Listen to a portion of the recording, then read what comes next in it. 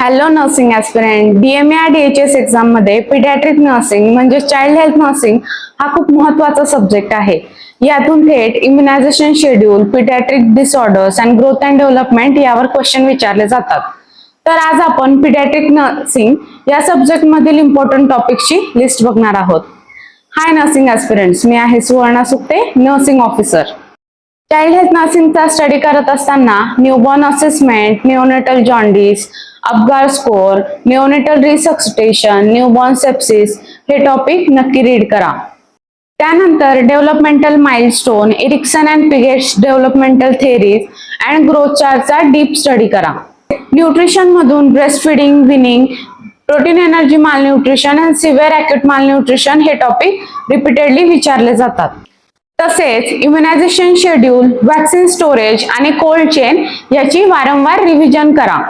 Common disorders मध्ये diarrhoea, pneumonia, asthma, febrile convulsion, meningitis, hydrocephalus and congenital heart diseases यावर विशेष लक्ष द्या. असेच हा टॉपिक जर तुम्ही व्यवस्थित केला तर पिडियाट्रिकचे क्वेश्चन तुम्ही सहज सोडवू शकतात. अशाच DMA DHS एक्झामच्या इम्पॉर्टंट टॉपिकसाठी चॅनलला आताच सबस्क्राईब करा, व्हिडिओला लाईक करा आणि फ्रेंड्स सोबत शेअर करा. काही क्वेरी असल्यास कमेंट करा. थँक्यू.